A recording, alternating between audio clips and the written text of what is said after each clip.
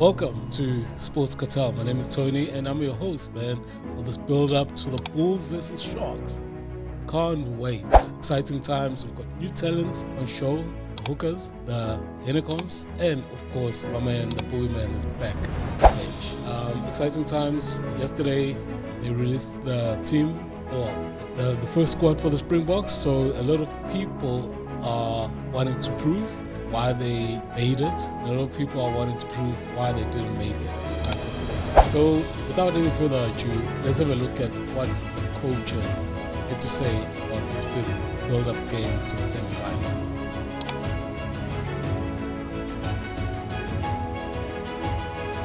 I don't think it's going to be easy, and I don't think we for 1 minute think it's going to be easy. The Sharks have beaten us twice this year, so there's a reason they've beaten us twice. I mean, they've got a good team. So, yeah, I suppose what I'm saying is I'm expecting it to be as tough as it can be, and we just got to make sure we play as well as we can, because I've got no doubt if we play as well as we can beat them.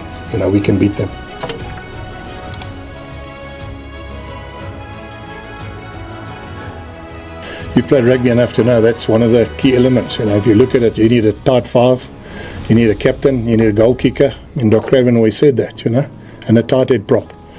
So I can't go away from that. Tight five needs to front up tomorrow. Tight head prop needs to play well. My goal kicker has been out for a while, comes back into the team, and our captain needs to make good decisions. I mean, that's one of the fundamentals of rugby. So whether I sit here and go, no, we don't need to, I mean, and I know that's how the game gets won. We say the forwards decide whether you win it, and the backs decide by how much.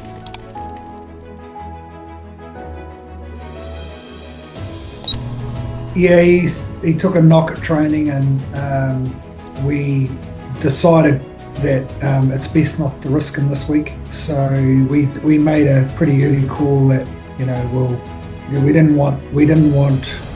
He's feeling a lot better, by the way. He's been communicating with me and the team, and I'm not over concerned about it, but I'm pretty sure that we go through, he'll be available next week.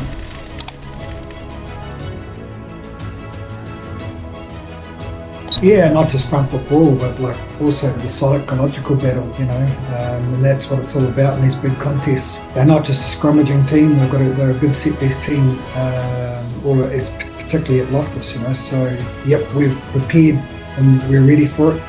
We've been there before, we've faced it before, and I guess I have to say it's there are potentially 12 scrums in a game or 15 scrums in a game potentially, and every battle is different, so there'll be some that we might come up out on top, and there's some that they might, so we've been up there before and potentially lost that battle up front but won the game, so there's many battles that happen all over the park, and the scrum one is just one of them.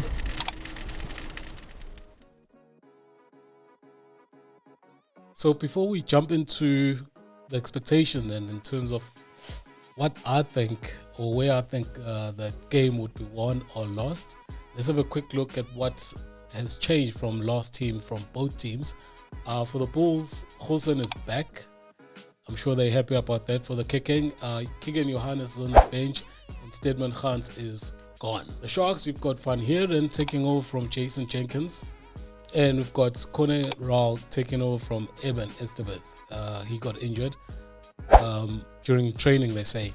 But Jason was injured during the game, so he left early during the game last week against the Scarlets.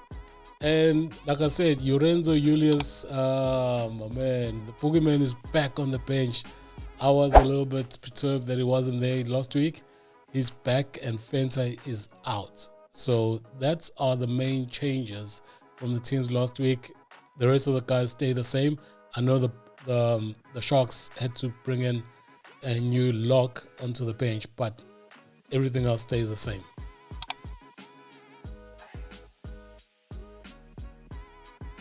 So on to the contests. Some of the contests that I'm excited to have a look at and see how they pan out tomorrow. It's going to be in the front row. We've got an all Springbok front row for both teams. The Sharks with Os, Bonambi and Koch, and the Bulls with Wilco, Grobler, as well as Jan Hendrik Vezels. I think it sort of equates and they cancel each other out, but we're going to see who's going to have upper hand tomorrow. And it's going to be exciting because the scrums play such a large role for both teams in terms of getting them the forward ball and playing from the front foot. So whoever has an upper hand in these exchanges gonna go a long way to actually winning the game. The other fight that I'm looking forward to is Tshituka versus Hanekom. I know Hanekom is at 8 and Tshituka is at 7, but in terms of their athleticism that they bring to the game and the effectiveness around the field that they bring, it's going to be exciting who gets on top of each other there. And Hanekom is also have to contend with Fenta on the ball when stealing the ball or clearing the rucks. So he's going to have a lot of pretty good players to contend against. Yeah, we'll see how that pans out. And that also is going to go a long way in terms of determining who's going to end up in the final. The next one is going to be Hendrikse as well as Willie Leroux. Two different players, two different positions. Willie at 15, Hendrikse, Jaden, that is at 9. But how they affect the game, because they are the main guys that are doing the playmaking.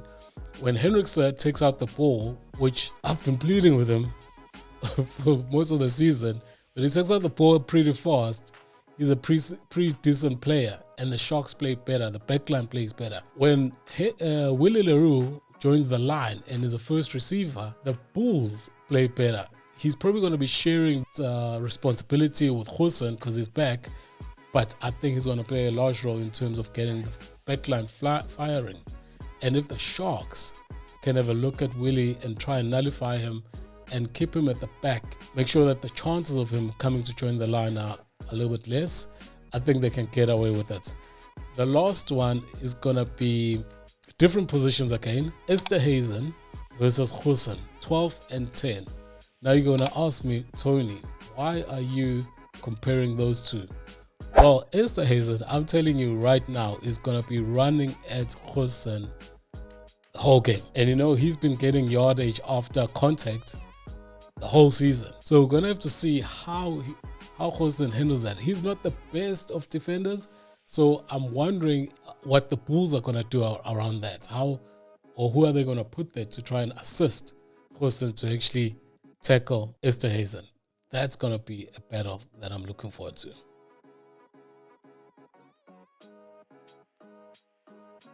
Now we're on the last section, the players that I'm looking forward to watching. I think these are the guys that, just like Sasha Feinberg-Gowezulu, they bring the fans to the stadium. And I think it's going to be, actually it's been confirmed, it's a sold out Loftus tomorrow. So I'm looking forward to see how Hanekom goes. Last year against the pretty much Irish team, he actually dominated. I'm wanting to see how Ethan Hooker goes if the Sharks can get the ball out to him and get him to play. He's buzzing since he's in the Springboks team or squad for the incoming tour. So those are the two players I'm looking forward to seeing and how they go tomorrow. And my final thoughts on the game: can the Sharks get over losing Eben during the week?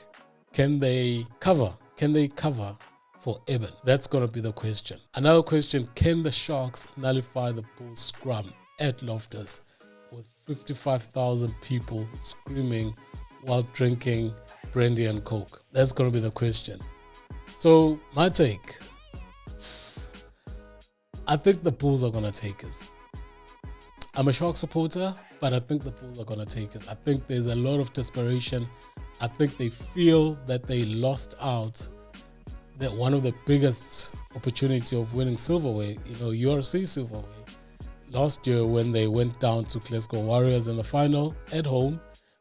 But I think they're going to take it. And I do know people are going to say, yeah, but the Sharks have beaten them twice this season. They beat them in Durban, they beat them in Pretoria. But I think it's just different now. It just feels different, and it feels the Bulls are about the business. Champions Ball, and you see the history, the rich history of the Bulls with lots of cups they've won, and surely we want to live up to that through the generations, through the history of the Bulls. There's always been successful teams, and I think that's why we do what we do. We do it for a bigger purpose than just ourselves. We do it for an incredible union, and we do it for our families, and we do it for something and think much bigger than ourselves. So I think the Bulls are going to take it. Probably going to be about 28-23. 28-23. The Bulls will take it. Let me know what you think. It's exciting. Get your meat ready. Rest your voice. You're going to be screaming at the television tomorrow. And be safe. Take care. It's Tony.